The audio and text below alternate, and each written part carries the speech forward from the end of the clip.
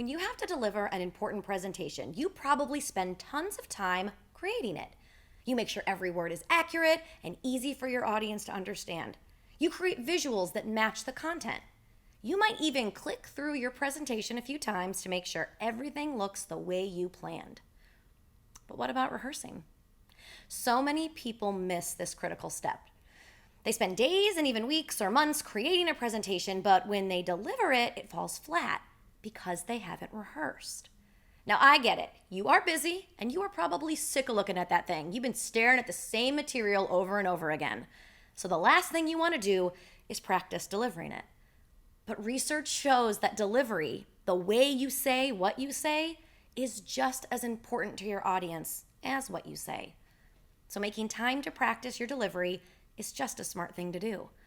When rehearsing, the idea is to make the rehearsal feel as close to the real thing as possible. Practicing in the same setting, in the same outfit, with the same technology will help you feel and look and sound better prepared for your presentation. So here are some helpful do's and don'ts for successful presentation rehearsals. First, don't read through your speaker notes silently. Instead, say them aloud. What sounds good in your head isn't always the same as when it comes out of your mouth. Record your audio and hear how it sounds. And as a bonus, research says that verbally saying it out loud will help with your memory.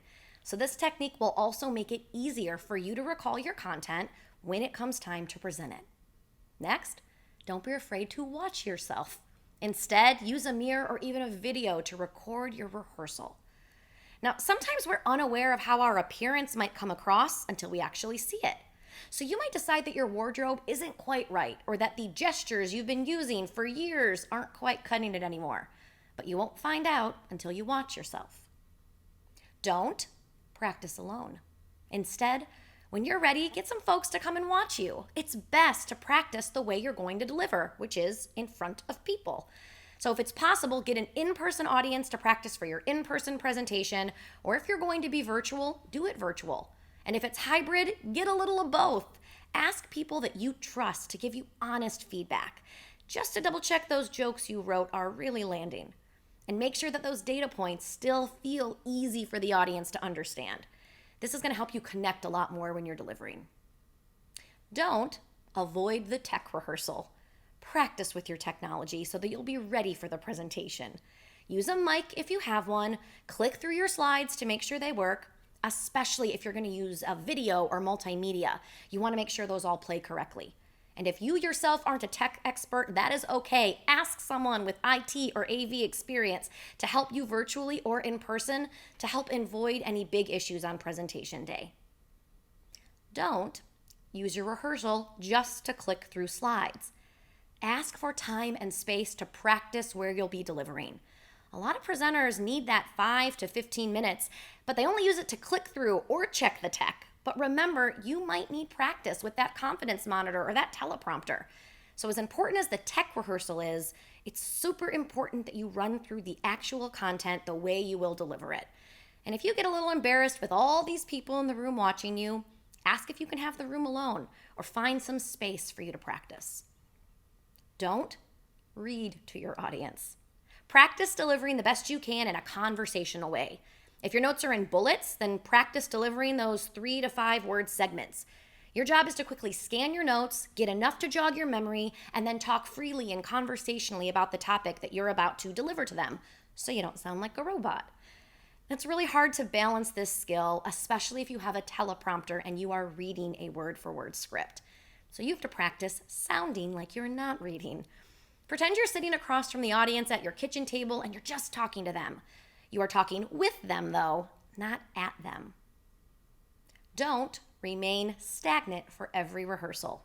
Move around your rehearsal space because research shows a positive correlation between memory and movement. Go for a walk and talk. Make those main points roll through your head. Say them out loud. And if you're worried about walking around your neighborhood and looking a little strange, put your headphones in. Your neighbors will just think you're bopping out to the latest jams.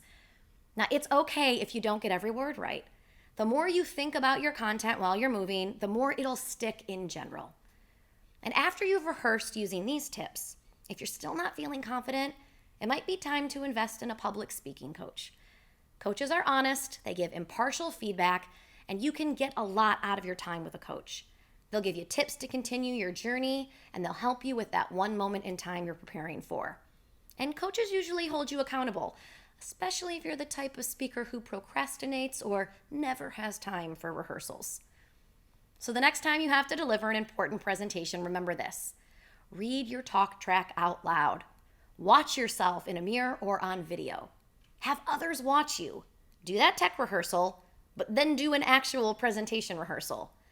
Try to get your speaker notes into bullets and practice sounding like you're not reading a script. Try a walk and talk, and get a coach to help if you're still feeling unconfident.